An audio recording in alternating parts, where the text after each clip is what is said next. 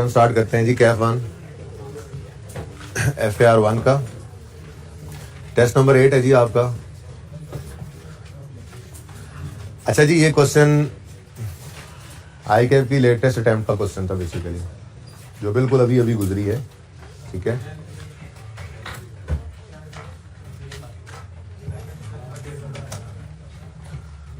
तो ज़रा टेस्ट हो जाता है ना इस तरह से कि बच्चा कैसा जा रहा है। आई कैफ ने जो टेस्ट किया, अगर 70% भी, हाल इसमें चीज़ें थी ऐसी जो डिस्कस नहीं की हुई थी, मैंने माना 2-4, मतलब ऐसे होता है ना कि अब करंट मेच्योरिटी और लॉन्ग टर्म लोन अलग अलग है। भाई आपको पता ही है कि लोन को ही तोड़ कर लिखा जाता था, लॉन्ग टर्म लोन को ही, तो लेजर बनाते हुए जस्ट उनको ऐड कर देना था। ठीक है, ऐसी कोई 1-2 बातें थी। लॉस आ गया था आपके सामने, डिस्काउंट आ गया था। अब इशुएंस ऑफ शेयर कैपिटल के अंदर डिस्काउंट पे इशू करना शेयर से सिखाए हुए हैं। ठीक है ना, तो बहरहाल ये 2-4 बातें थी इसके अंदर थोड़ी हटके, लेकिन स्टिल अगर ये 2-4 बातें निकाल भी दें तो भी मैक्सिमम चीज़ें सवाल के अंदर ऐसी थी जो हम कर सकते थे मैनेज। नंबर कितने सवाल के? 16 नंबर में से 10 नंबर से कम तो किसी के भी नहीं होने चाहिए, मैंने बता ही दिया था आपको। ठीक है जी। Prepare asset statement of cash flow for the year ended 30 June 2021, और ये हमारे पास स्टेटमेंट ऑफ फाइनेंशियल पोजीशन है 30 जून 21 की और 20 की। ठीक है जी, और ये सारा कुछ आ गया। ठीक है, यहाँ पे मैं लिख लेता हूँ ताकि सवाल दोबारा हमारा, इसी को थोड़ा सा कम कर लेते हैं यार।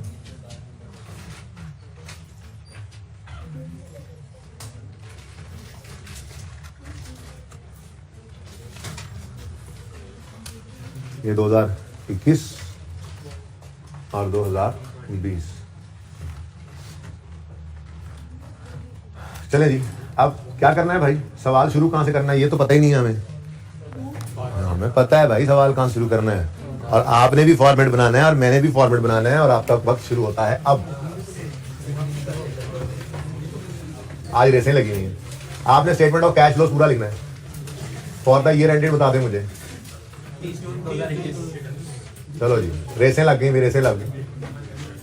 कोई एब्रीविएशन आप नहीं यूज करना भाई, आपको थोड़ा सा डिसएडवांटेज है, लेकिन आपका एडवांटेज क्या है, आप सफेद पे लिख रहे हैं, मैं बोर्ड पे लिख रहा हूँ। ठीक है, अच्छा जी, मैंने लिखा पीबीटी ही, क्योंकि मेरी आदत है, मैंने फॉर्मेट बनाते हो तो पीबीटी लिखना है। लॉस आ गया बाद में तो स्लैश डाल के लॉस लिख देंगे, कोई मसला नहीं। अच्छा, एडजस्टमेंट फॉर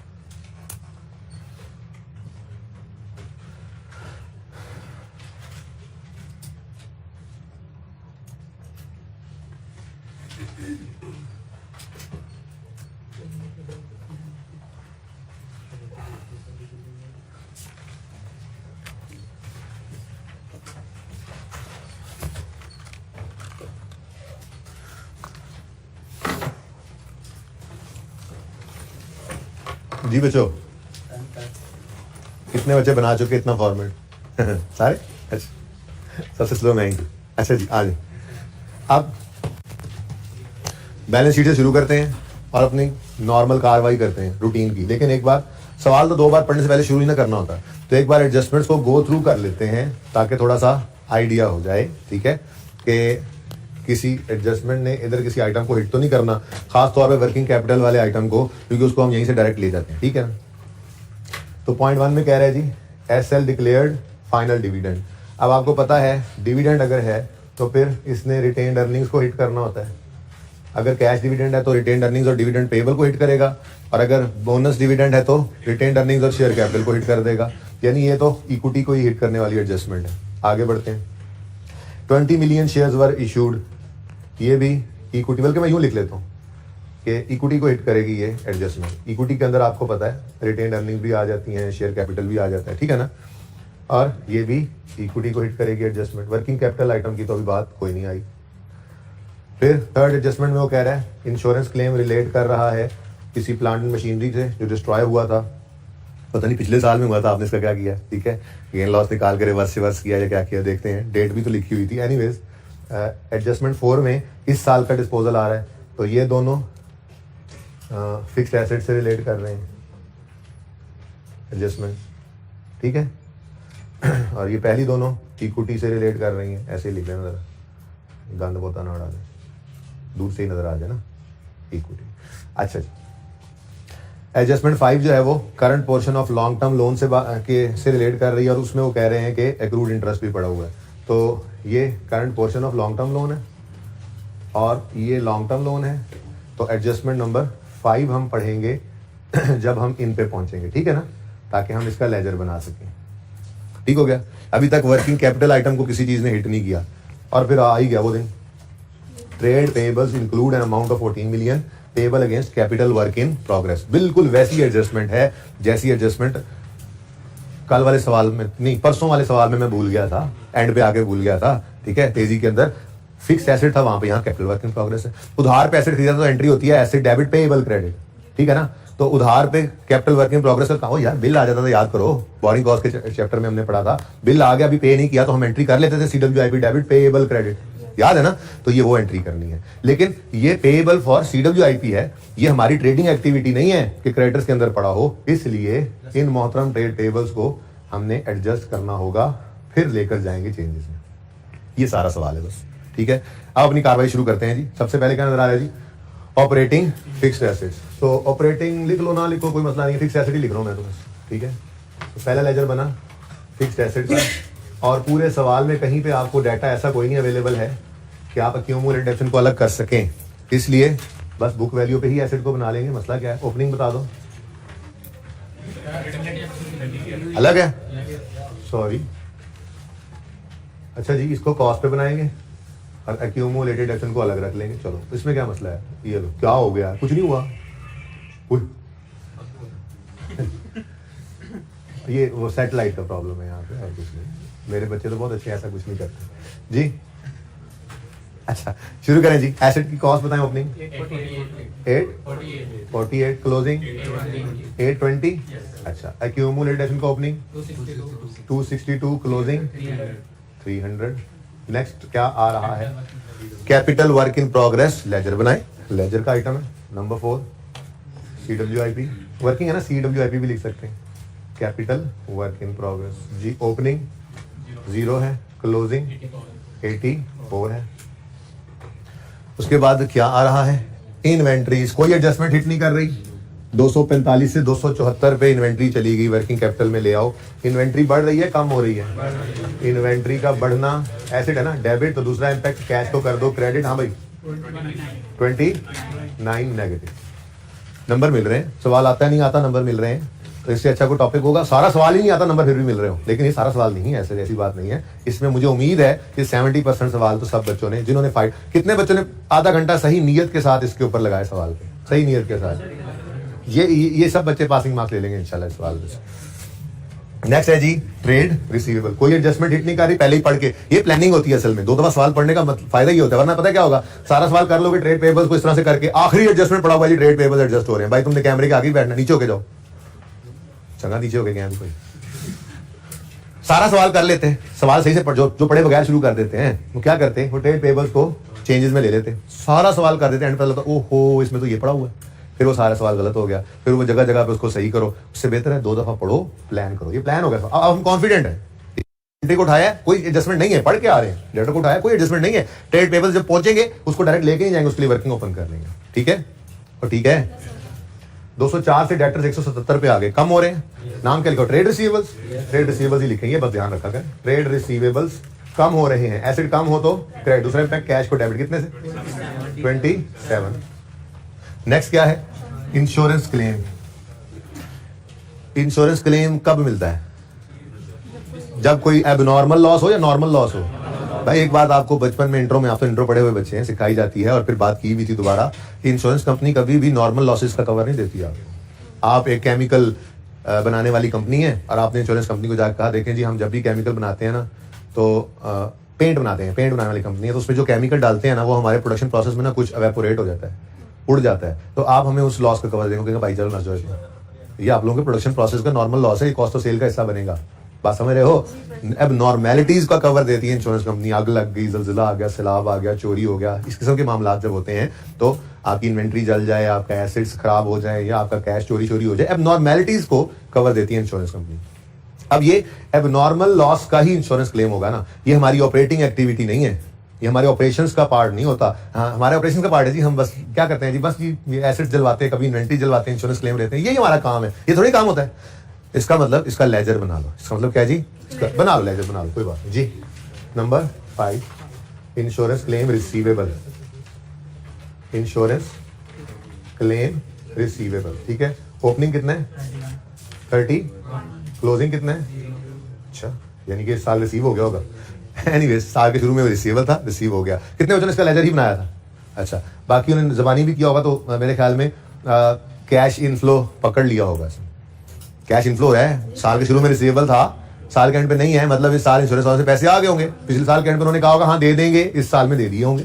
ठीक है, चलिए बाहर आगे बढ़े। हाँ जी, एडवांस टू सप्लायर, ये भी ऑपरेशंस का पार्ट नहीं है, ये होता है ऑपरेशंस का पार्ट। हम नॉर्मली बिजनेसेस ऐसे करते हैं, वो कहते हैं हाँ भाई जिस किसी को चीजें चाहिए वो ऑर्डर बुक करा दें, थोड़ा एडवांस पे कर दें, नॉर्मली इस तरह से चल रहा होता है। एडवांस टू सप्लायर का मतलब ही क्या है, हमारा जो ट्रेडिंग एक्टिविटी के अंदर नॉर्मल सप्लायर है, हमने उसको एडवांस दे दिया, भाईजान माल आए तो हमें पहले पकड़ा देना पैसे, या चीजें आने से पहले है, पहले हमने पैसे दे दिए ताकि हम उसकी टर्म्स हो सकती हैं, हो सकता है हमारा रॉ मटेरियल स्केर्स हो जो हम बना रहे हैं, कुछ भी हो सकता है, एडवांस देना नॉर्मल ट्रेडिंग एक्टिविटी का पार्ट है। अब एडवांस आपने दिया है तो आपका ये एसेट है, फ्यूचर में आपको इसके अगेंस्ट गुड्स आएंगी, सप्लायर को एडवांस दिया तो उससे फ्यूचर में गुड्स आएंगी जो बेचते हैं, तो this is a trading activity. इसको लेकर जाएंगे वर्किंग कैपिटल में, 60 से 78 पे जा रहा है, तो एडवांस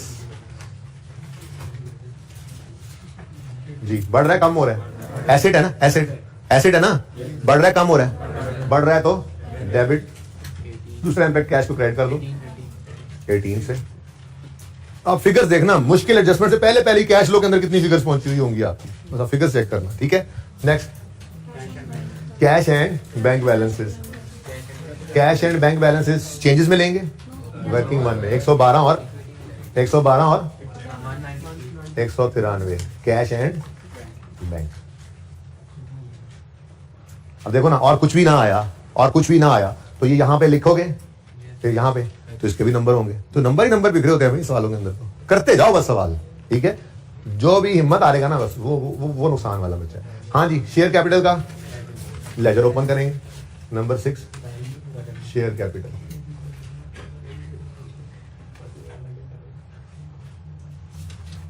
ओपनिंग बता दें 500, क्लोजिंग बता दें 700। नेक्स्ट जी शेयर डिस्काउंट है, लेजर बना ले फिलहाल, फिर डिस्कस करते हैं इसको। इशुएंस ऑफ शेयर कैपिटल के अंदर डिस्काउंट पर शेयर इशू करना सिखाए हुए हैं, उसकी एंट्री होती थी कैश डेबिट, डिस्काउंट डेबिट, मैंने कहा था वो एक्सपेंस है, आज उसकी थोड़ी सी डिस्कशन और मजीद करके कंक्लूड कर देंगे, बात खत्म कर देंगे। ठीक है ना, जैसे आपको कहा था इशुएंस ऑफ इक्विटी की बात की हुई है ना क्लास में, इशुएंस कॉस्ट, इक्विटी को इशू करने की कुछ कॉस्ट होती है, बात की हुई है मैंने, मुझे याद है क्योंकि इंट्रो प्लस R1 वाले अभी यहाँ तक नहीं पहुंचे, इसलिए मैं धोखा नहीं दे सकते आप लोग। ठीक है ना, ये बात की हुई है मैंने क्लास में, अगर शेयर्स को इशू करने के ऊपर को कॉस्ट पड़े तो एंट्री होती है एक्सपेंस डेबिट कैश क्रेडिट, तो फिर अकाउंटेंट्स कहते हैं यार ये इक्विटी की कॉस्ट है ना, इक्विटी इशू करने की कॉस्ट है ना, तो इसको आप बजाय इसके प्रॉफिट एंड लॉस में एक्सपेंस बनाओ, इसको इक्विटी को ही चार्ज कर दो। तो हमने काट के रिटेन अर्निंग्स डेबिट करके कैश क्रेडिट की एंट्री की थी। नहीं याद आएगा तो इंशाल्लाह वो लेक्चर ओपन करोगे तो याद आ जाएगा, ठीक है।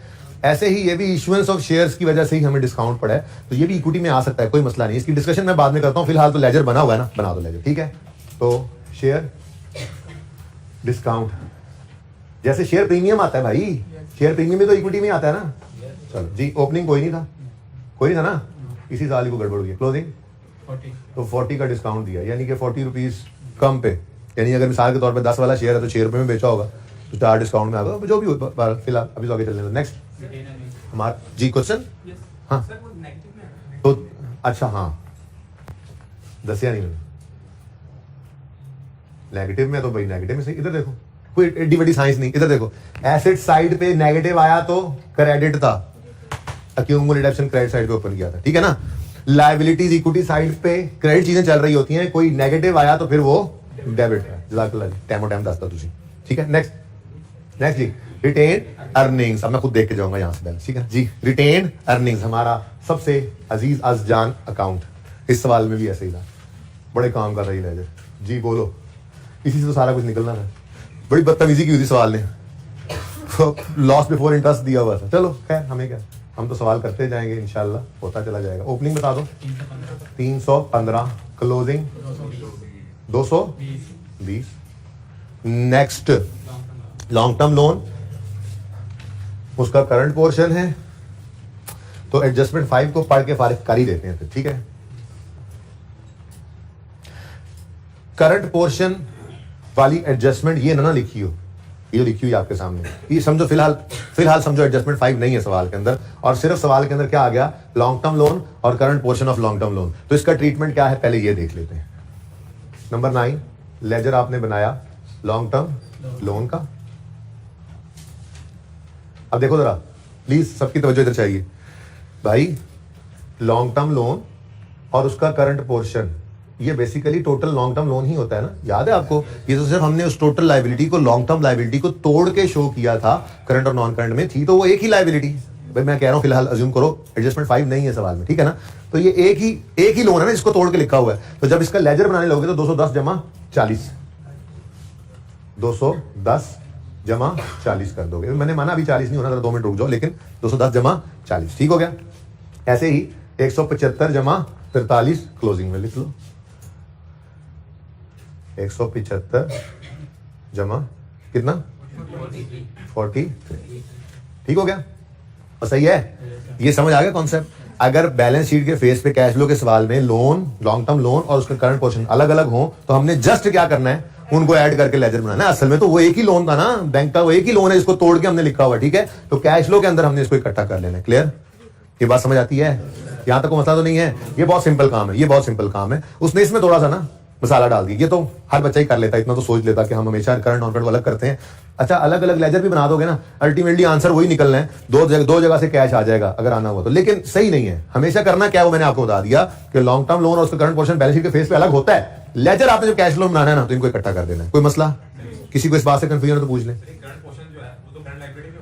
करंट लायबिलिटी में लॉन्ग टर्म का पोर्शन ही पड़ा है, वो एक लोन ही, नो डाउट, लेकिन है तो उसी बैंक का लोन। दरअसल तो एक ही लेजर एक ही बना होता है लोन का, ये याद रखना जिंदगी में। जब आपका मिसाल के तौर पे एडजस्टमेंट 5 नहीं है, इसका टोटल बताओ, इसका टोटल 218, ये आपके लोन का क्लोजिंग बैलेंस 218 ही था। फिर इस 218 को उसने पकड़ा होगा और उसने देखा होगा इसमें से कितना अगले 12 महीने में पे हो रहा है, उसको करंट लायबिलिटी में शो किया होगा और बाकी को नॉन करंट में पड़ा रहने दिया होगा। ये यहीं से निकलता है क्लोजिंग और फिर इसको तोड़ा जाता है, ठीक है, करंट में और नॉन करंट में। इसलिए ये कभी कंफ्यूज नहीं करना कि वो लायबिलिटी करंट हो गई, प्रेजेंटेशन करंट है, उसी लॉन्ग टर्म लोन का हिस्सा है। लॉन्ग टर्म लोन एक ही है, ठीक है, लेकिन अभी ये नहीं लिख सकते भाई, क्योंकि अभी थोड़ी सी एडजस्टमेंट भी है इसमें। यहां तक को मसला तो पूछें, तो कभी भी कैश फ्लो के सवाल में लॉन्ग टर्म लोन उसका करंट पोर्शन लग आएगा तो क्या करोगे, कैश किसने नहीं दिया, ये वाला सच्ची बता दो, या अल्लाह सच बोलने वालों को पास कर दे, या अल्लाह सच बोलने वालों को। शर्म आ रही है तुम लोगों को, शर्म आ रही है तुम लोगों को, जिगर तुम लोगों ने क्यों पढ़ना छोड़ दिया? क्या FR1 भी एग्जाम हो जाएगी तुम्हारे ख्याल में? काम पड़ गया था तुम्हें, साथ गए थे इसके, ओके भाई, ये याद रहेगा, इसी बार कर लो पास, ठीक है, अगली बार फिर दोबारा पढ़ना पड़ेगा, ठीक है। अच्छा भाई, लॉन्ग टर्म, बार बार बोल रहा हूँ, लॉन्ग टर्म लोन उसका current portion balance sheet face पे अलग पड़ा होगा, बस अब सोचना छोड़ो, आप बस याद कर लो ये बात, लेजर इकट्ठा करके बना लेना, ठीक है। कोई कंफ्यूजन है तो पूछ लो। एडजस्टमेंट पढ़ूंगा अब। अच्छा, अब वो ये कहता है एडजस्टमेंट 5 में current portion of long term loan, यानी इसकी बात कर रहा है 43 और 40 की। क्या कहता है जी, current portion of long term loan, इधर गया, इंक्लूड इंटरेस्ट पेएबल, अस्तगफिरुल्लाह, इंटरेस्ट पेएबल अलग लायबिलिटी है। इधर भाई साहब ये अलग होगा, इसको अगर शामिल कर दिया ना लॉन्ग टर्म लोन तो ये गलत है, ये गलत है, ठीक है ना। इसका मतलब क्या हुआ, वो कह रहा है कि जी इस 40 के अंदर जो current portion of long term loan है वो सारे का सारा 40 नहीं है, बल्कि इसके अंदर कुछ इंटरेस्ट पेएबल भी शामिल है। क्या कह रहा है, कहता है जी इस 43 में भी ऐसा ही है, ठीक है, कुछ current of long term loan है और कुछ इंटरेस्ट पेएबल। चलो अब इंटरेस्ट पेएबल लिख लेते हैं सुकून से। Trade payable current portion long term loan include accrued interest of ₹5 million. जब ऐसे बात कर रहा होता है ना, तो जो सवाल चल रहा है ना वो 2021 के साल का चल रहा है, तो यूं वाली बात हमेशा 2021 के साल की होती है, और अगर 20 की को बात करें तो ऐसे आगे ब्रैकेट में लिखा होता है 20 के लिए ये 1 मिलियन था। क्या मतलब, 2021 के साल में जो 43 नजर आ रहा है इसके अंदर इंटरेस्ट पेएबल कितना पड़ा है, 5। तो अगर 43 में इंटरेस्ट पेएबल 5 है तो फिर 38 जो है वो असल में करंट पोर्शन था लॉन्ग टर्म लोन का, ठीक है। और इसी तरह से पिछले साल को कह रहा है 20 वाले में ₹1 इंटरेस्ट पेएबल है, तो फिर यहां पर 39 होगा, ठीक है ना। तो इसका मतलब ये हुआ कि हमें यहां पर +40 और +43 की बजाय +39 और +38 करना होगा, ठीक है। ये गलत हो गया, चले कोई नहीं, जिंदगी में अब गलत नहीं होगा कभी। ये 30 बल्कि ब्लू से ही लिख लेते हैं, 39 है और ये 38 है, ठीक है ना। क्लियर, समझ आ रही है। अब ये बाकी जो इंटरेस्ट पेएबल है इसका क्या करते हैं हम, इसका तो लेजर बनाते होते हैं भाई, इंटरेस्ट का लेजर बना लो।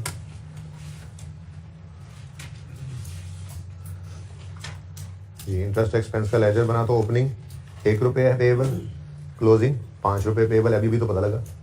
हाँ भाई समझ आई ये बात। तो मेरे ख्याल में अकाउंटिंग से ज्यादा अंग्रेजी की ही मार दी गई थी यहाँ पे।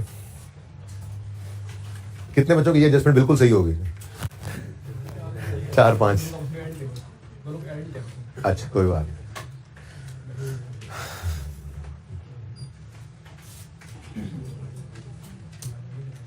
ठीक है जी, एडजस्टमेंट 5 टिक हो गई है और यहां से ये भी टिक हो गए, लॉन्ग टर्म लोन और करंट पोर्शन। अब रह गया इससे आगे ट्रेड पेएबल्स, तो इसके लिए एडजस्टमेंट 6 हिट हो रही है, तो वर्किंग नंबर 11 इसके लिए ओपन कर लेते हैं हम। Trade payables, closing, opening as पर क्वेश्चन। कभी हमने बदला ही नहीं सवाल को भाई, आप भी ना बदलते तो काफी ज्यादा नंबर थे आपके पास, ठीक है जी, तरतीब ही वही रखते हैं। हाँ भाई सवाल में क्या गिवन है, 130 और 180, 130 180। अब आगे वो कहता है trade payables include an amount of 14 million payable against CWIP। मैं आज इसका लेजर बनाऊंगा, रिस्क नहीं लेता, उस दिन भी भूल गया था, आपको भी सबक है कैसे बना लिया करेंगे लेजर, ठीक है ना। इसका जी पेएबल फॉर CWIP का,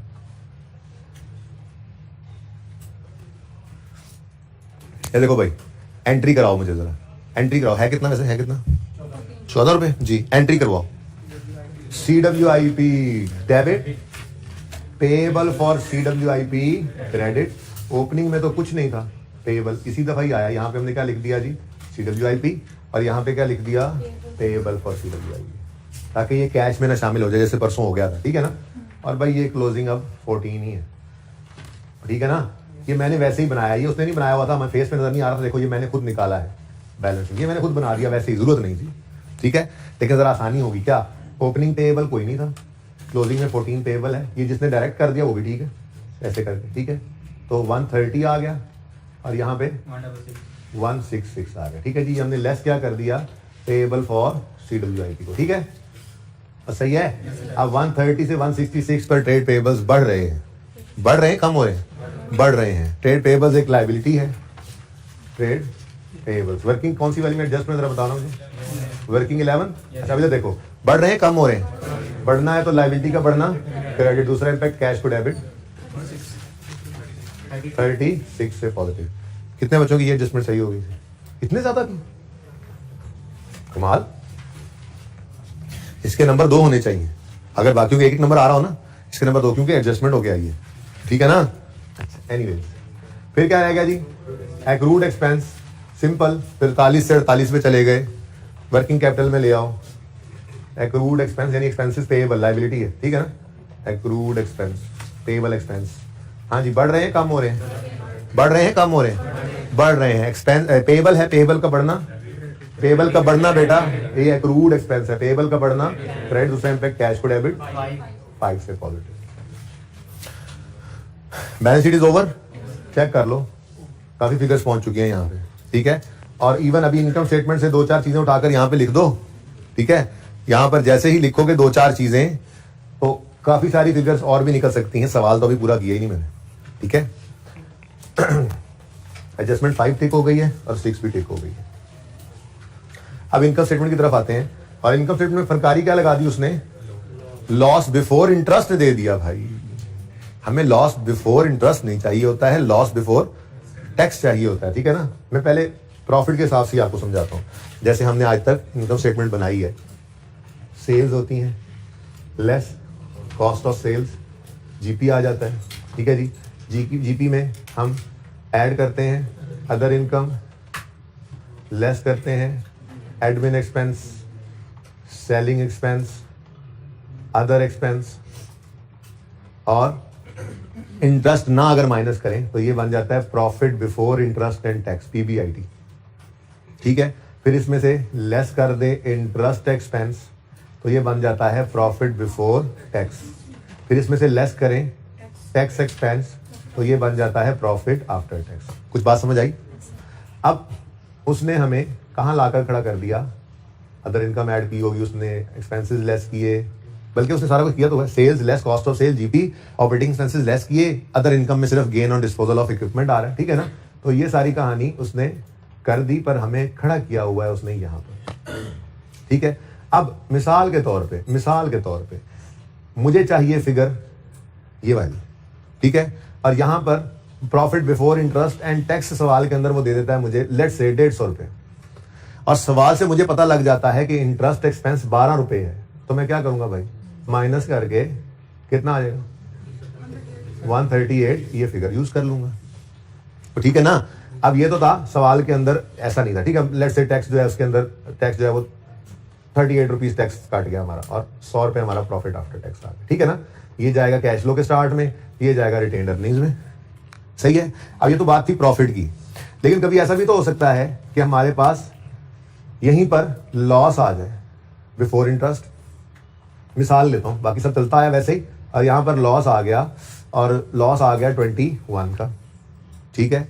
और मुझे चाहिए फिगर जिसमें से इंटरेस्ट भी माइनस हो चुका हो। तो मैं ये चमक तो नहीं पड़ रही यहाँ पे आमिर भाई? नजर आ रहा होगा, वरना बोल तो रहा हूं भारत। 21 का लॉस पड़ा है हमारे पास, लॉस, ठीक है। और मुझे ये लॉस नहीं चाहिए, मुझे इसमें से मजीद एक्सपेंस माइनस करके ये वाला चाहिए, बस टैक्स ना हो। और वैसे सवाल के अंदर टैक्स हो नहीं सकता, लॉस के ऊपर कौन सा टैक्स होता है, ठीक है ना। तो जो फिगर ये आएगी वही फिगर यहाँ पर चली जाएगी। और इनकम टैक्स है ना, इनकम टैक्स, इनकम होगी तो टैक्स होगा, लॉस पर तो टैक्स नहीं होता, ठीक है। एनीवेज सवाल हमें यहाँ पर लाकर खड़ा कर दिया सवाल में, ये 21 पे खड़े हुए हम, 21 पे खड़े हैं, ठीक है ना। ये सवाल ने हमें बताया। अब कहीं से हमें इंटरेस्ट एक्सपेंस की फिगर मिल जाए ना, ओह कमाल हो जाए। इंटरेस्ट का लेजर तो मौजूद है, ठीक है, इंटरेस्ट एक्सपेंस नहीं पता लग रहा।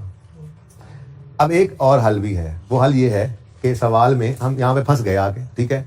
रिटेन्ड अर्निंग्स का कॉलम तो मौजूद है ना, हो सकता है रिटेन्ड अर्निंग्स का डाटा उसने सारा दे दिया हो, और हमारे पास बैलेंसिंग फिगर वहां से प्रॉफिट आफ्टर टैक्स की निकल आए, जिसमें टैक्स रिवर्स करके प्रॉफिट बिफोर टैक्स तक पहुंच सके। या हम लॉस के केस में हैं तो रिटेन्ड अर्निंग्स में से हमें लॉस की फिगर मिल जाए, ठीक है ना। और लॉस पे टैक्स तो होता नहीं है, ठीक है। अब अगर ये फिगर आ जाए, ये मौजूद है, तो दरमियान में इंटरेस्ट एक्सपेंस फिर निकल सकता है। तो कहीं ना कहीं से तो चलेंगे ही। बहरहाल प्रॉब्लम ये है, अगर आप समझें तो सवाल के अंदर 21 का लॉस है, हमें फिगर ये वाली चाहिए स्टार्ट करने के लिए कैश फ्लो, और ये इंटरेस्ट एक्सपेंस भी चाहिए सवाल के अंदर, ये दोनों चीजें गिवन नहीं है। चलेंगे इंशाल्लाह, होता जाएगा काम, ठीक है। तो ये प्रॉब्लम समझ आ गई है, समझ आ गई है प्रॉब्लम, सबको प्रॉब्लम समझ आ गई, हल निकल आएगा उसका, प्रॉब्लम समझ आ गई है, चलो ठीक है। अच्छा जी, अब शुरू करते हैं जी एडजस्टमेंट नंबर 1 से। SL declared a final dividend of 10% on 30 September 20 which was paid in December 2020। हमारा ईयर एंड कब हो रहा है जी? 30 जून 2021 पे। वो कह रहा है जी साल के शुरू में ही उन्होंने डिविडेंड सितंबर में डिक्लेयर किया, शुरू ही बन जाता है ना, जुलाई अगस्त नवंबर 3 महीने, तीसरे महीने के एंड पे उन्होंने डिविडेंड डिक्लेयर किया और दिसंबर तक पे भी कर दिया, तभी तो डिविडेंड पेएबल बैलेंस शीट में नजर नहीं आ रहा। तो डिविडेंड पेएबल का लेजर बनाने की जरूरत नहीं है, लेकिन ये अमाउंट तो निकालनी पड़ेगी, ठीक है। अब बताओ भाई, पहले तो ये बताओ, ये डिविडेंड कैश डिविडेंड है या बोनस? क्या डिविडेंड है, पे कर रहे हैं वो, ठीक है। तो कैश डिविडेंड की एंट्री क्या होती है? डिविडेंड डेबिट, डिविडेंड पेएबल कर भी दो तो फिर कैश ही क्रेडिट होना है। डायरेक्ट कैश लिख दूं क्योंकि वो पेएबल का लेजर भी उसने नहीं दिया हुआ। अच्छा चलो यार एंट्री वही लिख लेते हैं, खैर डिविडेंड पेएबल क्रेडिट, ठीक है, बना दूंगा, कोई नहीं, एक लेजर ही तो है, ठीक है।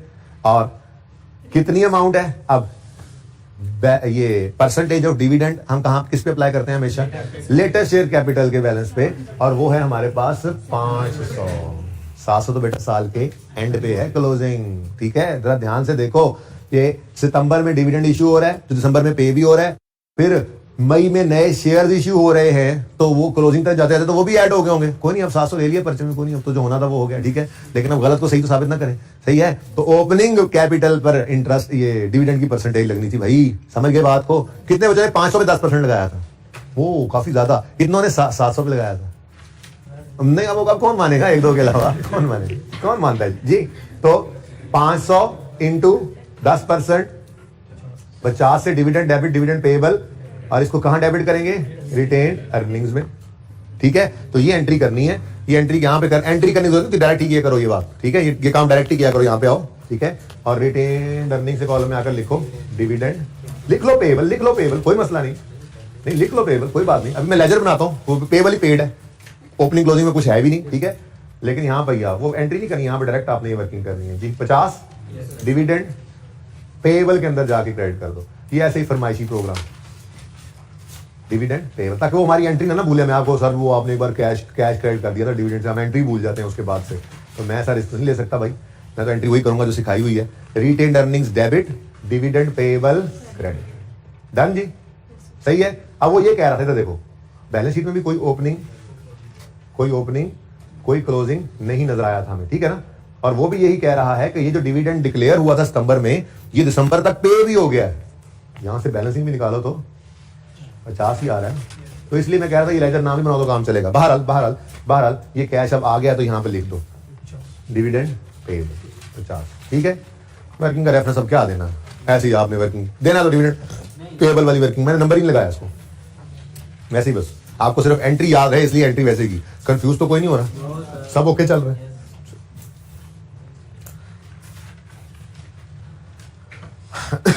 अच्छा जी, नेक्स्ट है जी एडजस्टमेंट नंबर 1 होगी जी क्लियर। एडजस्टमेंट 2 में वो कहता है 20 million shares were issued in May 2021, ठीक है। और ये पता लग गया हमें कि शेयर्स को डिस्काउंट पे इशू किया गया, ये पता लग गया हमें, ठीक है। अब मैं इशुएंस ऑफ शेयर कैपिटल की ना एंट्री करना चाह रहा हूं, अगर आपको याद है तो मुझे याद करा दो जरा। कैश डेबिट होता था और शेयर कैपिटल क्रेडिट होता था, इसको छोड़ो पहले जरा, कैश डेबिट होता था, शेयर कैपिटल क्रेडिट होता था, शेयर प्रीमियम क्रेडिट होता था। मतलब हम कहते थे जी मिसाल के तौर पे 15 रुपए का एक शेयर बेच दिया जिसकी फेस वैल्यू 10 थी, 5 शेयर प्रीमियम में चला गया। तो ऐसे सवाल के, ऐसी बैलेंस शीट के अंदर आपको इक्विटी में नजर आता था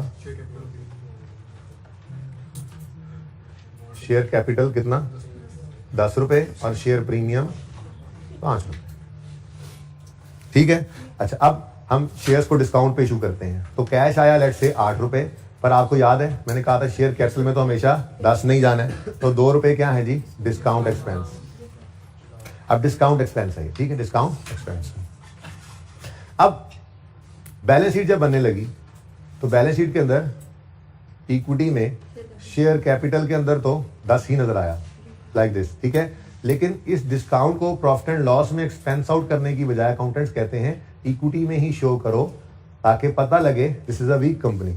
जैसे इसका पता लग रहा है, इसको इनकम रिकॉर्ड नहीं किया था, इस इनकम तो नहीं कहा था ना इसको, हालांकि भाई 10 वाली चीज है, 15 रुपए मिले, 5 बात भी मिले ना, पर इनकम नहीं कहा था। इससे बैलेंस शीट के अंदर स्ट्रेंथ शो की थी कंपनी की, तो इसको भी इक्विटी के अंदर ही लेकर आओ। बस क्या कर सकते हैं, हम इक्विटी के अंदर शो करना है तो 2 रुपए को नेगेटिव साइन से शो करना पड़ेगा, शेयर डिस्काउंट, शेयर प्रीमियम की वजह।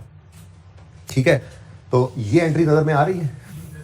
ठीक है, अगर शेयर्स को प्रीमियम पे इशू करें तो ये एंट्री होती थी, सिखाई हुई है, सिखाई हुई है बोलो। और अगर शेयर्स को डिस्काउंट पे इशू करें तो ये एंट्री होती है। तो छोटी सी बात ये कि इक्विटी के अंदर उसको प्रेजेंट कर दो तो नजर भी आ रहा है उसने प्रेजेंट किया हुआ, तो कोई ऐसी बात नहीं है। अब मैं ये एंट्री पास करने चाह रहा हूं। ठीक है, कितने शेयर्स इशू किए हैं इसने बता दो, 20 मिलियन। अब ये मुझे पता लग गया कि 20 मिलियन शेयर्स जो हैं वो इशू हुए हैं, और शेयर कैपिटल के अंदर 10 रुपए से ऊपर एक भी नहीं आएगा। इस पे मुत्तफिक हो मेरे साथ? 20 मिलियन शेयर्स हैं, ठीक है, इंटू ₹10, इससे ऊपर कहानी नहीं हो सकती। क्यों? फेस वैल्यू 10 रुपए है, और शेयर कैपिटल में तो फेस वैल्यू आती है, चाहे प्रीमियम पे इशू करो चाहे डिस्काउंट पे इशू करो, शेयर कैपिटल अकाउंट में क्या क्या होना है, 10 रुपए की फेस वैल्यू। बोलो 200। अब ये 200 तो हो गया, ठीक है, लेकिन ये 200 शेयर कैपिटल के अकाउंट में पड़ रहा है। ठीक है, अब कैश कितना आया ये देखने के लिए पहले ये बताओ कि डिस्काउंट कितना है। 40 का तो डिस्काउंट है यार, चलो यहां कर दो, यहां 40 रुपए का शेयर डिस्काउंट नाम दे दिया हमने इसको, शेयर डिस्काउंट। ठीक है जी, अब ये शेयर डिस्काउंट अगर 40 है तो फिर कैश कितना आया होगा। बस ये एक छोटी सी इसके अंदर ना फनकारी थी, यानी कि मैं कह सकता हूं कि ये एक अच्छी एडजस्टमेंट थी जो परेशान करने वाली थी, वरना तो अभी तक जो कुछ हमने पढ़ा परेशान किसी चीज ने भी नहीं किया। ठीक है, और ना अभी आगे किसी चीज ने करना है परेशान। अंग्रेजी में मारना खा गए हो कि पिछले साल के अंदर हुए डिस्पोजल अकाउंट बना के गेन लॉस रिवर्स करते फिरते हो, अगर ऐसा कुछ किया हो तो वो अलग बात है, वो तो फिर आपने चवल मारी है, ठीक है ना, वरना ये अगली दोनों एडजस्टमेंट बिल्कुल ऐसे होने वाली। तो वाहिद एडजस्टमेंट ये थी। तो हर सवाल के अंदर बरकत के लिए ऐसी एडजस्टमेंट होती है, लेकिन इससे क्या निकलना है भाई। देखो सवाल पूरा हो गया था, यहां से सिर्फ इन्वेस्टिंग फाइनेंसिंग एक्टिविटी वाला कैश निकलना है। किसी ने 200 लिख लिया होना, किसी ने 160 लिखा होना, कोई नहीं, एक आधे नंबर का ही फर्क है, बाकी सारा सवाल तो वही पड़ा है, और सही है ना, इसलिए परेशानी ना। बाहर ये एंट्री पोस्ट करवाओ मुझे, कैश डेबिट 160 से, यानी कैश इनफ्लो कितना हुआ है 160 से, ठीक है ना, और शेयर डिस्काउंट डेबिट कितने से 40 से, और शेयर कैपिटल क्रेडिट कितने से। अब इधर देखो, यहां पे 200 लिखने की बजाय ना इस तरह लिखो तो ज्यादा बेहतर है, कैश शेयर डिस्काउंट। ये आपने एंट्री पास कर ली, ठीक है। ये क्या हुआ जी, कैश आया है फाइनेंसिंग एक्टिविटी में, fresh capital invested, working number नहीं, इसको रेफर कर दो, मैं तो कहता हूं वर्किंग नंबर 13, ये ज्यादा बेहतर है जी। कितना 160 का इनफ्लो। ये देखो कैश डेबिट दिखा दिया ना, इनफ्लो कैश का लेजर ही ना बना रहे तो कैश के अंदर वाला डेबिट यहां पर शो होगा, ठीक है। उसके बाद डिस्काउंट शेयर वाला डेबिट, ठीक है, और शेयर कैपिटल पूरे 200 से क्रेडिट, लेकिन तोड़ के लिख दिया ताकि डबल एंट्री नजर आए, ठीक है। किसी ने यहां पे 200 भी लिख दिया तो कोई बात नहीं, ऐसे 160 लेना सी बस, ठीक हो गया। यहां पे क्या लिख दिया, शेयर कैपिटल, ठीक है जी, ये बैलेंस हो गया, ये अभी रहता है। क्लियर, इसको जरा हजम करें आमिर भाई, ये ना यहां से करके लगाएं, यहां तक लगा हुआ। आपको मैं 2 मिनट देता हूं, 1 मिनट देता हूं, इसको देखें, सोचें, हजम करें, नोट करें, और फिर अगली 2 आखिरी आसान एडजस्टमेंट्स। तो मुश्किल सवाल नहीं था वैसे, इस एक एडजस्टमेंट को छोड़ के, और ये एक भी कितने बच्चों की सही हो गई थी ये बताओ यार, कमाल है वैसे, 10-12 बच्चों की ये एडजस्टमेंट भी सही हो गई है। वैसे आई वाजंट एक्सपेक्टिंग दिस, मैं ये एक्सपेक्ट कर रहा था कि ये तो सारे नहीं गलत होनी है, तो ये 8-10 बच्चों की ये एडजस्टमेंट सही होगी, तो बाकी सवाल तो सबका ही सही होना है ना। तो इसीलिए कहा था 10 नंबर से कम किसी के नंबर हुए ना इस टेस्ट में तो उसकी खैर नहीं है।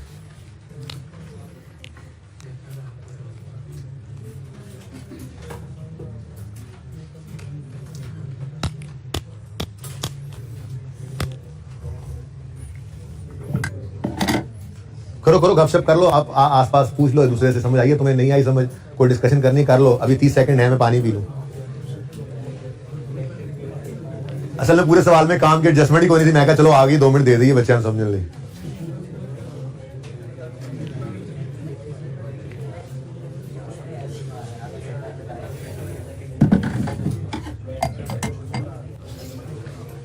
ठीक है जी, डन। अभी उधर गया हूं मैं, अभी इसकी बात करो। आगे नहीं चलना, मैंने इस एडजस्टमेंट को सोचने का तो ₹2 रुपए। ओके भाई, एडजस्टमेंट 2 तक को मसला नहीं, एडजस्टमेंट 3 पे आओ। Insurance claim was related to plant and machinery destroyed in April 20, वो तो 30 जून 2020 से पुरानी बात है, पिछले साल की बात है। तो इसका डिस्पोजल अकाउंट किस किसने बनाया? क्योंकि उसने ना बड़ी फनकारी लगाई, साथ ही बताया the plant had a cost and book value of 63 and 42 respectively, और डिस्ट्रॉय हो गया। बच्चों ने फटाफट लेजर बनाया, उससे गेन लॉस निकाला, उसको रिवर्स। कितने बच्चों ने इस एडजस्टमेंट 3 वाले लॉस को रिवर्स किया था? वो हाथ खड़ा करें। कमाल, माशाल्लाह, मेरे चीते बच्चे जी, ये सब मेरे चीते बच्चे हैं। 5-6 ऐसे हैं, बाकी 5-6 ने बताया नहीं है, वो टेस्ट में निकल आएंगे। ठीक है, ओके। ये भाई पिछले साल में डिस्पोज हो गया था, उस वक्त एंट्री हुई होगी ना इंश्योरेंस क्लेम रिसीवेबल डेबिट और प्रॉफिट एंड लॉस डेबिट और प्लांट क्रेडिट। अब वो जो इंश्योरेंस क्लेम रिसीवेबल डेबिट हुआ था ना पिछले साल में वो पैसे आए नहीं थे, इसीलिए पिछले साल की बैलेंस शीट के अंदर ये रिसीवेबल नजर आ रहा था। हमारी बात यहां पर सिर्फ इतनी सी थी करने वाली कि इस साल में ये 31 रिसीव हो गया है, पिछले साल में इसलिए तो रिसीवेबल रिकॉर्ड करके कैश इनफ्लो में नहीं लिया होगा उन्होंने, तो अब वो उसको कैश इनफ्लो में लेंगे। तो आप सिर्फ इसको बैलेंस भी करते ना, जस्ट बैलेंस भी करते तो ये कैश इनफ्लो आपको नजर आता, कैश डेबिट रिसीवेबल क्रेडिट। तो इन्वेस्टिंग एक्टिविटी में लिख दो यहां पर cash received from for insurance claim. ठीक है ना, ये डायरेक्ट भी कर सकते थे, वर्किंग की तो जरूरत ही नहीं थी। बहरहाल चलो अब वर्किंग बना लिया, तो वर्किंग नंबर सिर्फ आपको समझाने के लिए बनाई थी, वरना डायरेक्ट ही कर लेते आप। 31 इनफ्लो है। ठीक है, कितने बच्चों ने 31 का इनफ्लो लिया था? अब ये क्यों कम हो गए? वर्किंग कैपिटल लिया था। ओह नो, लो जी, एडजस्टमेंट 3 इज ओवर। बस एडजस्टमेंट 3 का और कुछ नहीं करना था, सिर्फ एडजस्टमेंट 3 में ना ये डेट पढ़नी थी, ध्यान की बात ये। बाकी तो एडजस्टमेंट 3 को पढ़ने की जरूरत ही नहीं थी। एक रिसीवेबल था, रिसीव हो गया। ठीक है, हाँ, बच्चों ने वर्किंग कैपिटल आइटम ने लिखा, वो मैंने स्टार्ट में बता दिया कि मुनासिब नहीं था, हमारा ये ऑपरेशंस का पार्ट नहीं होता कि चीज़ों साड़ी जाओ तो इंश्योरेंस क्लेम ले जाओ। ठीक है ना, इसलिए इसको अलग ही रखा। ओके, सदमे में आ गए हो? अच्छा जी, तो सर इतना आसान सवाल था। अच्छा, कुछ तो इस सदमे से निकल पा रहे, इतना आसान सवाल था, पर्चे में क्यों मुश्किल लगा? पर्चे देने की आदत हो तो ना, टेस्ट सारे दो सीरियसली तो ना, होमवर्क के अंदर बैठ के टाइमर लगा के सवाल करो तो ना। घर पे तो आप लोग करते हो 15 नंबर का सवाल पौने घंटे में, अब टेस्ट में वो 15 नंबर का सवाल जब आधे घंटे में करना पड़ता है तो फिर पहले 15-20 मिनट तो समझ नहीं आती करना क्या है। तो भाई ऐसे नहीं काम चलेगा, अभी भी वक्त है। अच्छा जी, आज ही सुधर जाओ, हो जाओगे पास इंशाल्लाह। लो भाई, एडजस्टमेंट 4 इतनी जबरदस्त आसान एडजस्टमेंट है जी। During the year asset disposed of equipment having cost of 75 and book value of 35।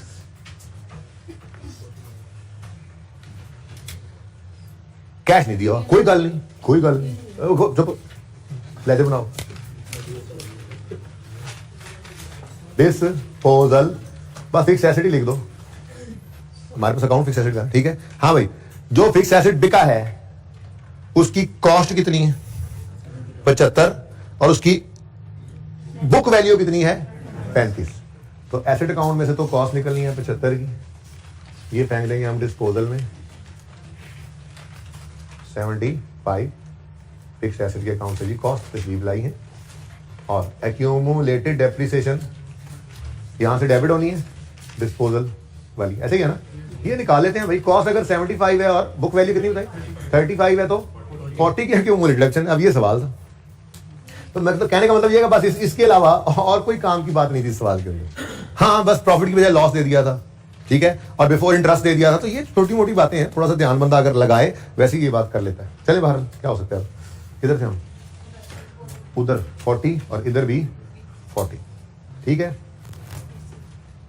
लो ये सवाल खत्म हो गया। हाँ, अब इधर देख लो, ये सेल, ये कॉस्ट ऑफ सेल को तो हम लेते नहीं है, ना ही ऑपरेटिंग एक्सपेंसेस को लेते हैं। हाँ, ये 17 पकड़ लो, ये gain on disposal of equipment है, इसी की बात हो रही है। ये जो इक्विपमेंट बिका है इसमें क्या आया है? गेन। डिस्पोजल अकाउंट में गेन किस तरफ आता है? सोच भी लिया करो, डिस्पोजल अकाउंट अगर क्रेडिट हो रहा हो तो प्रॉफिट एंड लॉस डेबिट होता है, तो लॉस होता है, और डिस्पोजल अकाउंट डेबिट हो रहा हो, प्रॉफिट एंड लॉस क्रेडिट हो रहा हो, तो ये क्या होता है? गेन। तो गेन कितना है?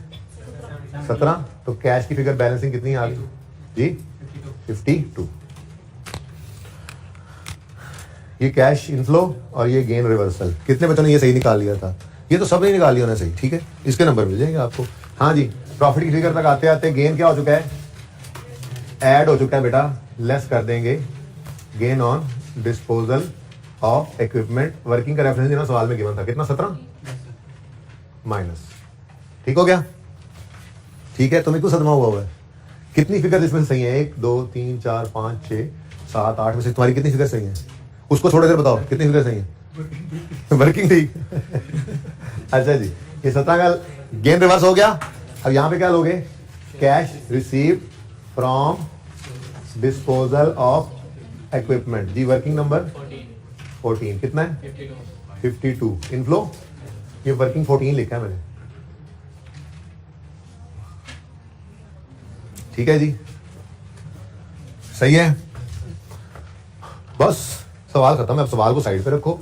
अब बस यही है हमारी कुल दुनिया, सवाल यहीं से पूरा करना है। तो शुरू करते हैं अल्लाह का नाम लेके, ठीक है, क्योंकि और कोई डाटा तो नहीं रह गया, और कोई चीज प्लेस करने वाली कोई नहीं रहेगी सवाल में। अब शुरू करो भाई। फिक्स एसेट के अकाउंट में बैलेंसिंग फिगर किस तरफ आ रही है? कितनी? 47। तो फिर ये क्या होगा? एडिशन ही होगा जी।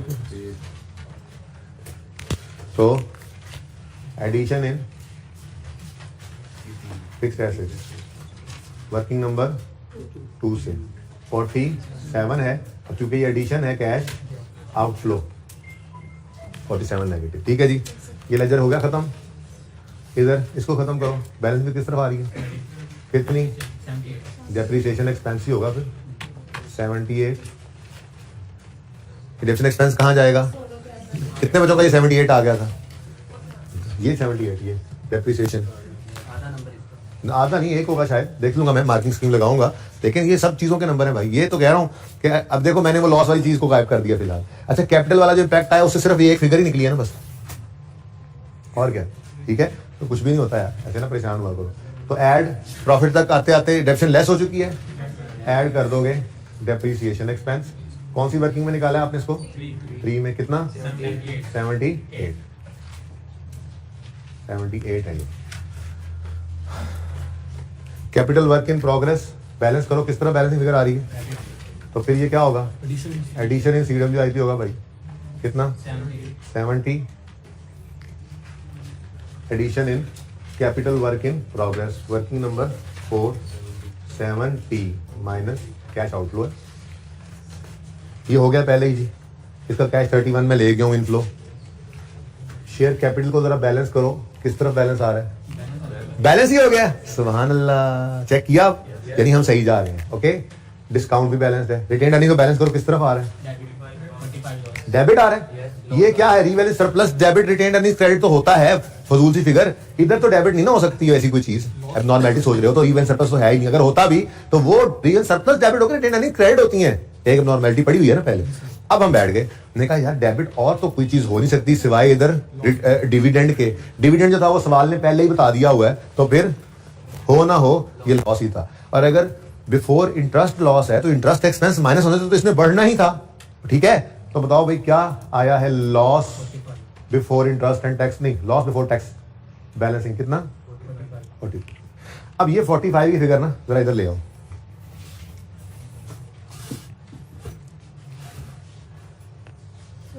एक मिनट, क्या ठहर जाना। लॉस आफ्टर टैक्स भी 45 है, टैक्स तो होता ही नहीं है ना। तो फिर मैंने वैसे जरा फॉर्मेट ना छेड़ा पूरा, तो ये 45 ही है। अब मुझे बताओ, अगर इंटरेस्ट से पहले लॉस 21 था, इंटरेस्ट के बाद 45 हो गया है, तो इसका मतलब इंटरेस्ट एक्सपेंस बैलेंसिंग कितना है? 24। ये तो हम पता नहीं लगा था। ये कितने बच्चों ने सही कर लिया था? अच्छा कोई बात नहीं, इधर कुछ और गड़बड़ करके थे। बहरहाल इसको मैं यहीं पे देखो, ये ऊपर सारा कुछ नहीं करना था, ठीक है ना। आपने ये वर्किंग नंबर कौन सा बन रहा है वहां पे? 14 हो गया, इसको 15 कह दो। तो 15 में जस्ट क्या करना था? आपने सिर्फ लिखना था लॉस। कहां से आया ये लॉस? वर्किंग नंबर, वो रिटेन अर्निंग वर्किंग बताओ, बोलो 8। वर्किंग 8 से लिखना था आपने, ठीक है ना। तो यार ये कुछ भी नहीं है, ठीक है ना। ये तो बस समझाने के लिए था आपको, ठीक है। इस सवाल के अंदर ऐसा कुछ भी नहीं है, ये सवाल है हमारा, ठीक है। अच्छा, लॉस वर्किंग 8 से आया। ये नीचे वाला भी आपको लिखने की कोई जरूरत नहीं थी, क्योंकि जब लॉस है तो टैक्स कैसा, लेकिन तैयारी पूरी करी ना, कभी प्रॉफिट वाला सिनेरियो आ सकता है, ठीक है। अच्छा, अब इतनी सी वर्किंग आपने करनी थी, लॉस लिखना था जी, वर्किंग 8 से आया, और ये लॉस बिफोर इंटरेस्ट था क्वेश्चन में गिवन, और ये बैलेंसिंग आपने 24 निकालना था, ये क्या है, इंटरेस्ट एक्सपेंस। अब ये 45 नेगेटिव चला जाना था कैश फ्लो के टॉप पे, और ये 24 का इंटरेस्ट एक्सपेंस चला जाना था इंटरेस्ट एक्सपेंस के लेजर में, ठीक है। तो प्रॉफिट बिफोर टैक्स की बजाय आज क्या है जी हमारे पास, लॉस बिफोर टैक्स है। लॉस पूरा लिख लो ताकि वो ऐसे, वो तो पीबीटी तो याद हुआ है। लॉस बिफोर टैक्स कितना है जी, 45, नेगेटिव लिख लो बस, वर्किंग नंबर 15 जी। स्टूडेंट आपने जो किया वो जरा सबर करो 1 मिनट, फिलहाल ये देख लो करना क्या है, ठीक है। 45 से लॉस बिफोर टैक्स लिख दिया हमने। अब यहां पर कितने गया ये भाई साहब, इसके अंदर आपको पता है कैश भी आता है और इंटरेस्ट एक्सपेंस भी आता है, लेकिन आज हमें दोनों ही उसने गायब कर दिए हुए थे हमारे सवाल में। तो ये इंटरेस्ट एक्सपेंस भी हमारे पास वर्किंग 15 से निकल आया जनाब। वर्किंग 15 में कितना एक्सपेंस निकला है, 24, तो यहां पे लिख दो। अच्छा यार सॉरी, एक बात, थोड़ा रेफरेंस गलत दे दिया मैंने। ये जो लॉस बिफोर टैक्स आया है ना, ये हमारा वर्किंग 8 से आया, सही है ना। ये तो यहां से निकला था 45, इसको उधर लेकर गए थे, मैंने रेफर जरा गलत कर दिया ना, बाद में घर में बैठे देख लो यार कहाँ है वर्किंग 15 में ये लॉस 8 से आया था। चले जी, हो गया काम, अब तो काम ही हो गया, ठीक है जी। रिटेन अर्निंग्स हो गया बैलेंस, तो बोलो ये लोन वाले को भी बैलेंस कर दो, इनका टोटल करो 210 जमा 39, 175 जमा 38, 213, बैलेंसिंग फिर इस तरफ आ रही है। लो जी, लोन रीपे किया कितना, 36, ये 36 क्या है, लोन रीपे। कोई नहीं, एक अच्छा सवाल था, आप लोगों को जमीन पे लाने के लिए जरूरी होते हैं ऐसी चीजें। इतना आसान भी हमसे नहीं हुआ, मतलब हमें मेहनत की जरूरत है, मतलब हम थके अभी ना। 36 next, interest expense, balancing figure interest paid की आगे कितनी, 20। अभी तक देखो भाई, एक्सपेंस को ऊपर रिवर्स करोगे और नीचे माइनस कर दोगे, तो प्रॉफिट की फिगर तक आते आते एक्सपेंस लेस हो चुका था, इंटरेस्ट एक्सपेंस ऐड कर दो। ये इंटरेस्ट एक्सपेंस तो वर्किंग 15 में हमसे निकला है, कितना है जी, 24, और इंटरेस्ट पेड हमने ये इधर वाली वर्किंग में निकाला है, वर्किंग 10 में कितना जी, 20। टैक्स तो था ही नहीं भाई, लॉस पे कौन सा टैक्स। कैसा रहा फिर, enjoying with Umair and 100 others. ये हो गया, ये डन है, डन है, इसमें कोई बैलेंस निकला, हमने खुद बैलेंस निकाला था, ये तो जबरदस्ती मैंने बनाया था, फरमाइशी लेजर। डिविडेंड पेएबल, ये फरमाइशी लेजर था, ये एंट्री भी पोस्ट हो चुकी है, ये भी काम खत्म हो गया है, तो बस फिर टोटल फरमाइए क्या, क्यों आ गया ना current portion of long term loan, इधर की करना है। पहली बात तो ये है कि इंटरेस्ट एक्सपेंस को भी हम इधर नहीं लाते। देखो इससे ऊपर ना, इन 3 से ऊपर एक लाइन स्टैंडर्ड ने लिखी होती है, उसमें वो कहता है cash flow from operations. Operations का पार्ट सिर्फ यहां तक है, और चूंकि इंटरेस्ट भी हमारे ऑपरेशंस का पार्ट नहीं है, लोन लेना इंटरेस्ट देना, तो हम इसीलिए इसको like gain loss on disposal हम यहाँ पे इसको रिवर्स करते हैं और पेमेंट की फिगर यहाँ पर लेते हैं। ये तो वैसे ही हमारा ऑपरेशन नहीं है, तो इंटरेस्ट ही हमारा ऑपरेशन नहीं है, लोन तो वैसे ही छोड़ दो, फाइनेंसिंग एक्टिविटी है भाई, क्या कर रहे हो। चलो जो करना सी करता सी पान। और करंट यार, करंट लायबिलिटी तो अगर आती हुई तो यहाँ पे आती थी भाई, आपकी बहस हो सकती थी कि करंट लायबिलिटी लेनी है तो वो वर्किंग कैपिटल में आप ये वर्किंग 1 में लेकर आते हैं, कैश एंड कैश इक्विवेलेंट के अंदर शॉर्ट टर्म लोन तो इधर आते हैं ना। अब करंट पोर्शन को शॉर्ट टर्म लोन ही कह रहे हो ना आप, करंट लायबिलिटी, ठीक है ना। तो अगर जिद करो भी तो यहां नहीं करो, लेकिन मैं कह रहा हूं नहीं भाई नहीं, ये कोई शॉर्ट टर्म लोन नहीं है, ये वही लॉन्ग टर्म लोन है, जस्ट प्रेजेंटेशन पर्पस के लिए हमने उसको अलग किया हुआ था, तो उसको इकट्ठा कर दिया लेजर के अंदर, ठीक है ना। तो होना सी उठते हो गया पाइन। ओके टोटल बताओ, -9, इतना करंट तो बात सिर्फ 9 निकले, 34 पॉजिटिव नेगेटिव, ये भी नेगेटिव, 120 पॉजिटिव, टोटल 81 पॉजिटिव, अल्लाह खैर, चलो ठीक। वकास भाई ये जरा सोल्यूशन ना टाइप करवा के ले आए मेरे पास और मार्किंग स्कीम करवा ले मेरे से इसको। आई के वाला सोल्यूशन ना देना, उनको समझ नहीं आनी, सब कुछ ही ब्रैकेट्स में होता है वहां।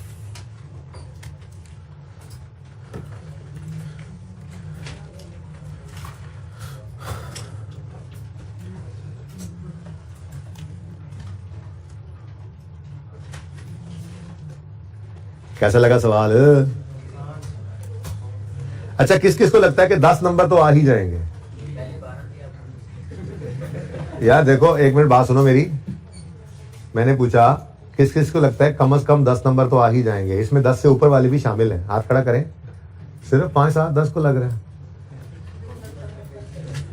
कितने बच्चों को लगता है चलो पास हो जाएंगे, 8 तो आ ही जाएंगे?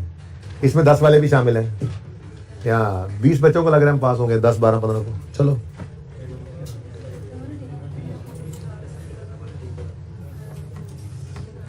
अच्छा जी, ये टेस्ट 7 जरा ओपन करें जल्दी से, 2 मिनट इसको देख लें। मैं पूछ लूँ ना मसला क्या है इसमें, जो आप लोगों ने रोला डाला हुआ है। ये टेस्ट कैसा हुआ था? अच्छा हो गया था ये? इसमें कोई मसला, सोल्यूशन शेयर किया आपसे? बच्चों शेयर कर रहे सोल्यूशन, ग्रुप में भी भेज दिया। चलिए एक नजर देख लेता हूं, इसमें कोई मसला ना हो। अच्छा, इसमें प्लीज यार बातें ना करें। इस सवाल में ना कोई नोट शोट नहीं मांगा था, बाकी कोशिश की थी सारा कुछ ही आ जाए, ठीक है ना? नोट नहीं मांगा हुआ था इसमें। सवाल है जी, clay Pakistan limited, a public listed company in process of finaling accounts for the year ended 30/11, the following information is available. Profit after tax and OCI for the year ended 30 June 9, 10 and 11 based on draft are as follows. यानी कि 11 की भी financial statement बन चुकी हैं। वो call वाला एक सवाल किया था, रिवैल्यूएशन वाला, सिर्फ उसके अंदर हमने कहा था कि जी अब कोई चीज गिवन ही नहीं है तो करंट ईयर को भी हम अज्यूम नहीं करते कि वो बन चुका हुआ है, वरना तो हर सवाल के अंदर यही अप्रोच चली आई है कि करंट ईयर की इनकम स्टेटमेंट बैलेंस शीट भी बन चुकी होती है। जैसे वो ये बता रहा है कि प्रॉफिट आफ्टर टैक्स जो है 2009 का, 2010 का और 2011 का, लेकिन 2011 के बारे में क्या कह रहा है? ये ड्राफ्ट है। इसका मतलब पिछले 2 ऑडिटेड ही है ना, ठीक है? वैसे भी अब तक क्या पिछले 2 साल अभी तक ऑडिट ही नहीं हुए होंगे, ठीक है जी? उसके अंदर प्रॉफिट आफ्टर टैक्स गिवन है और अदर कॉम्प्रिहेंसिव इनकम में रिवैल्यूएशन सरप्लस अरोज हुआ था 2011 में, सिर्फ वो गिवन है, ठीक है? ओके, उसके बाद पॉज करें जी जरा। भाई इसमें को मसला, ये ऊपर उन्होंने प्रॉफिट आफ्टर टैक्स और फिर अदर कॉम्प्रिहेंसिव इनकम अलग किए को मसला है, बड़ी तफसील से इसके ऊपर बात हुई है, मारनी पड़नी चाहिए थी इसमें।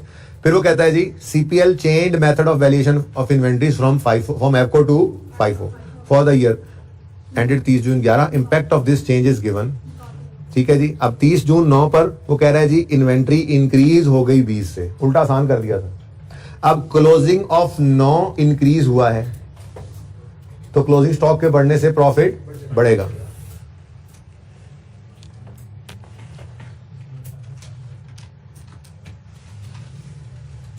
साल कौन कौन से थे? 11, 10 और 9, पंजाबी वाली 9। अच्छा जी, नजर ही कुछ नहीं आ रहा, मिटाना ना। अच्छा, उठ के मिटाना देना। अच्छा जी 2009 का, बस ये सिर्फ सवाल के ऊपर, 2009 का स्टॉक क्लोजिंग होगा ना, ठीक है? बस ये 2009 का स्टॉक बढ़ा है या कम हुआ है?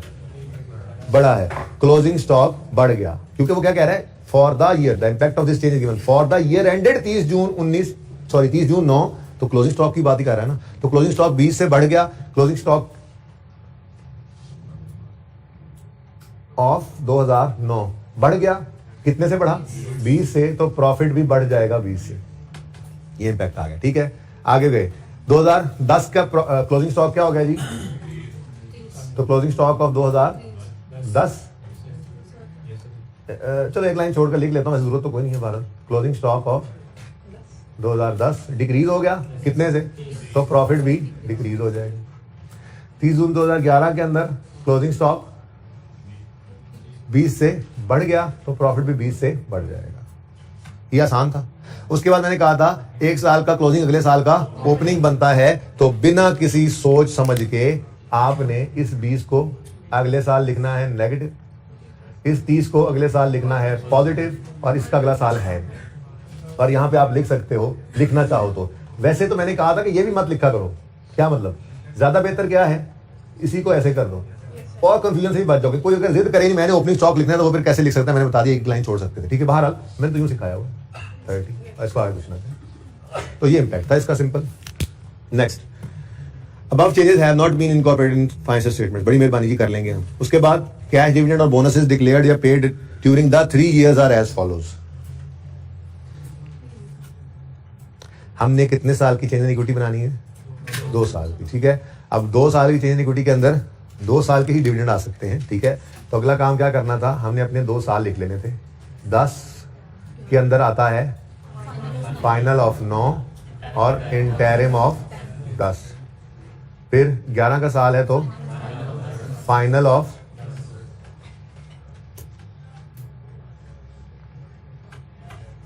10 और इंटरिम ऑफ 11। 1 2 3 4, ठीक है। अब शुरू हो जाते हैं यहाँ पे।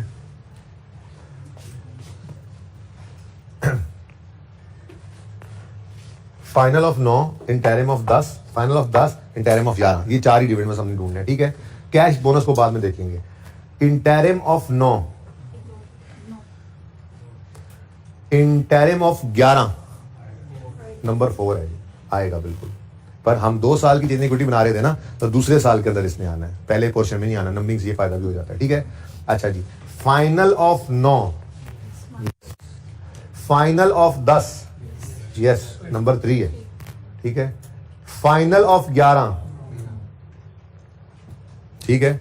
बोनस पे अलग से सोच लो। अब इंटरिम, फाइनल ऑफ 10 नंबर 2, तो ये नंबर 2 हो गया। कोई और 2 भी था? ये नंबर नहीं, अभी तक तो वो 3 का नहीं, अभी तक तो ये 2 ही है ना, ठीक है। Interim of 10। Next, final of 10, final of 10, ये आ गया नंबर 3। तो फिर इसको ए कर लो, इसको बी कर लो, ठीक है। एक ही दिन होगा ना, एक ही दिन, कुछ बोनस और कुछ कैश। तो मैंने आपको वैसे ही कहा हुआ है, पहले आप क्या किया करो, कैश लिख लिया करो ताकि कंफ्यूजन ही ना हो, ठीक है। तो ये डिविडेंड्स जस्ट पोस्ट करने थे, मेरे ख्याल में कोई मसला तो नहीं है। कहता है जी final dividends are declared at the end of August, ठीक है ना। जुलाई हो गया, दूसरे महीने में हो जाते हैं डिक्लेयर। अच्छा, CPL follows a policy of transferring 30% of its profit after tax to general reserves, general reserve में भी फेंकते हैं, ठीक है, ओके। और share capital reserve at 30 June 9 and 10 were given below. हमें तो ये मैं मिटा दूं, आगे जा रहे हैं ना। हमें तो अगर जहन के अंदर हम लेकर आए अपना प्रैक्टिस क्वेश्चन 1, तो 2011 में खड़े हैं, तो 2009 की रिटेन्ड अर्निंग्स हमें चाहिए होती थी, बस ऐसे ही है ना। 30 जून 2009 है ना ये, और ये 30 जून 10 है, हम 11 में खड़े हैं। तो हम 30 जून 9 की रिटेन्ड अर्निंग्स को पकड़ते थे, जो यकम जुलाई 9 पर ओपनिंग बनती थी। हमारे 10 वाले साल की गलती होती थी तो पिछले सालों की इसमें सही करते थे और फिर उससे आगे चलते थे। हम तो इसको यूज ही नहीं करते थे, और 11 को तो उसने दिया ही नहीं इस तरफ, ठीक है ना। तो अनअप्रोप्रिएट प्रॉफिट का मतलब क्या होता है जी, रिटेन्ड अर्निंग्स। तो ये रिटेन्ड अर्निंग्स हमने यूज करनी थी सवाल के अंदर। उसके बाद जनरल रिजर्व्स हैं, रिवैल्यूएशन सरप्लस है, और share capital. Transfer from revaluation surplus to retained earnings amounted to 1769 million and ₹1483 million in 10 and 11। 9 के अंदर क्योंकि कॉलम ही नहीं बन रहा होना ना, ठीक है, तो 9 तक जो बैलेंस आया पड़ा है उसमें ट्रांसफर हो चुका होगा, ठीक है। अब 10 की ट्रांसफर और 11 की ट्रांसफर भी उसने बता दी, लेकिन 11 के अंदर एक अरोज भी ऊपर आप देखकर आए यहाँ कहीं, ठीक है, वो भी आपने प्रेजेंट करना था, ठीक है ना। तो बड़ा ही कॉम्प्रिहेंसिव क्वेश्चन था। राइट इशू वर मेड और 1 क्या हुआ जी, 1 शेयर फॉर एवरी 4 शेयर्स। 15 जुलाई 10 को किया, 13 रुपए पर शेयर पे। कितने बच्चों ने टेस्ट अटेम्प्ट किया था वैसे भूल गए होंगे, मैं थोड़ा सा मुझे आप बोर लगे हैं, इसलिए आप लोग ना इस सवाल को आज दोबारा करेंगे, ठीक है। तो इस सवाल को दोबारा करेंगे और कोई मसाइल निकाल कर लाएंगे ना, क्योंकि अब मुझे लग रहा था कि सारा सवाल कराना पड़ा, मैं सारा सवाल दोबारा करा दूंगा, नो इशू। सोल्यूशन आसान है या मुश्किल है, आसान है या मुश्किल है, एक बार मेरी रिक्वेस्ट पे, क्योंकि अब IAS 8 की तरफ भी थोड़ा थोड़ा हमने मूव करना है। अभी बंद ना करो किताबें, मैं IAS 8 ओपन कर रहा हूँ, ठीक है। तो होमवर्क सुन लो। अच्छा वो सुनो, लियाकत इंडस्ट्री वाला सवाल सही हो गया था, उसमें मसला तो नहीं है अब, ठीक है। आप ये टेस्ट नंबर 9 वाला सवाल दोबारा करने की जरूरत भी नहीं है, मेरे ख्याल से कर लेना है एक बार, ठीक है। लेकिन मैंने अभी ये कहा कि टेस्ट 8 का क्वेश्चन जो है ना, कौन सा नाम क्या था इसका, क्ले, ठीक है जी। Test 7 question number 1 clay Pakistan limited, ठीक है जी। एक तो ये लाजमी कर लेना है। दूसरा टैक्स लॉ वाला सवाल हो गया था, उसमें कोई क्वेश्चन ही नहीं पूछ रहे आप लोग, है ही नहीं। यानी कि इस ये सतरंगी वाले सवाल, नाम बदला सिर्फ मैंने, ठीक है ना, सतरंगी वाले सवाल मोस्ट रिसेंट अटेम्प्ट से पिछली अटेम्प्ट जो टेस्ट हुई है वो टेक्सला वाली हुई है, और इन दोनों सवालों को आपने देख ही लिया। वो तो बहुत ही आसान था, इसमें उसने अपनी तरफ से कोशिश की थोड़ी सी फनकारी लगाने की, तो थोड़ा सा अगर नर्व्स को काबू रख के चलते तो कोई ऐसी मुश्किल बात नहीं थी जो आपको, मैंने कहा सिर्फ एक ही एडजस्टमेंट थी जो शायद आपको परेशान कर सकती थी, और वो डिस्काउंट वाली थी। उसके अलावा तो सब चीज़ें बस तेज प्रैक्टिस ना होने की वजह से मिस हुई हैं आपसे। तेज प्रैक्टिस नहीं करते, टाइमर लगा के काम नहीं करते, ठीक है। तो ये तो हो गया, एक आधा होमवर्क और ले लें। मैंने आपको कितने बच्चों ने बुक्स ले ली हुई हैं? अच्छा, ऑनलाइन वाले बच्चों को भी मैंने पोर्टल पे फिलहाल चैप्टर कैश फ्लो का ट्रांसफर अपलोड कर दिया, और आपको भी कहा था टीए को भेज दिया था इनको, ठीक है ना, जब तक के बाकी बच्चे भी नहीं ले लेते। लेकिन ये 2-4 दिन में कोशिश करके सब बच्चे अवेलेबल कर लीजिएगा इसको, ताकि नेक्स्ट टॉपिक से फिर ये मसला ना रहे, ठीक है। तो अगर पास पेपर को एक नजर देख लो, मैं नहीं करा रहा, ये सेट कल करेंगे, देख लेते हैं, ठीक है। तो पास पेपर 4 हमने किया था, जुनेद जंजुआ, टिक करते जाएं। अमीन इंडस्ट्रीज कर लिया है, ठीक है जी। अब रेहान ब्रदर्स जो है ना जी, ये लियाकत इंडस्ट्रीज वाले सवाल का बच्चा है, लेकिन अगेन इसके अंदर ना थोड़ा सा मसला क्या है, डाटा इनकम्प्लीट है, ठीक है। यानी कि चलो इसको छोड़ो, आज इसको छोड़ो, ये फिर किसी को देता हूँ आपको। आप ना मुझे सवाल क्या कौन सा करके दोगे आज? आप देखें, हम ये 8 कर चुके हैं, एबी एंटरप्राइज कर लिया मैंने, ठीक है। 9 देख रहे हैं, गैलेक्सी ब्रदर्स। इस सवाल की खूबसूरती ये है कि इसमें ट्रायल से कैश फ्लो बनानी थी, और ये वाहिद सवाल है जिसमें ट्रायल से कैश फ्लो बनानी थी। तो हो सकता है इस बार दूसरी बार, जैसे काम पहली बार होता है, फिर दूसरी बार वो कुछ अरसे बाद होता है। तो 2014 के अंदर ट्रायल से उसने कैश फ्लो बनवाई थी, उसके बाद कभी नहीं बनवाई, तो हो सकता है ना आपसे भी बनवा ले। तो प्रैक्टिस तो होनी चाहिए सवाल की। तो ये क्वेश्चन नंबर 9 है, पास पेपर नंबर 9 गैलेक्सी। ये छोटा सा सवाल है, एक तो ये आपने कर लेना है। आगे पास पेपर में कोई सवाल नहीं दे रहा। XYZ कर लिया हमने, क्वालिटी एंटरप्राइजेज 11 कर लिया हमने, 12 लियाकत इंडस्ट्रीज कर लिया हमने, 13 नादर लिमिटेड कर लिया हमने, 14 ड्रम लिमिटेड कर लिया हमने, 15 अभी नहीं करना, वो मेथड दूसरा है, 16 आप कर सकते हैं लेकिन अभी रहने दें, और टेक्सला भी आप कर चुके हैं, ठीक है। तो मेरे ख्याल में काफी सेफ हैं आप अभी अल्हम्दुलिल्लाह, लेकिन अभी भी कैश फ्लो की जान छोड़ नहीं रहे हम। कल इंशाल्लाह मैं डायरेक्ट मेथड से कैश फ्लो सिखाऊंगा, और अभी 4-5 दिन ये टॉपिक चलेगा, इसके साथ IS8 भी चलेगा। तो अभी नेक्स्ट वीक में भी हम शायद नया टॉपिक शुरू ना कर पाए, शायद कर भी लें, ठीक है ना। लेकिन इनको पक्का कर लें, हालांकि हम काफी पक्के हो चुके हैं, ठीक है, लेकिन फिर थोड़ा सा और पक्का करेंगे, ठीक है। आप थोड़ा सा होमवर्क और ले लो, एक सवाल और। चुप। हाँ, तो कल स्पोर्ट्स से पहले जरा प्रैक्टिस ऐसे फिर से सवाल लिखो कैसे। अच्छा चलो, बात सुनो।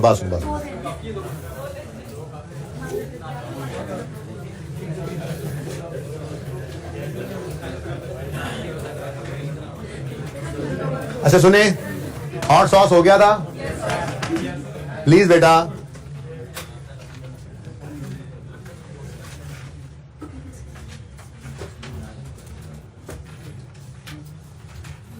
हाँ जी, मर्दान वाला सवाल दूं या सिंध वाला सवाल दूं या तरबेला वाला सवाल दूं?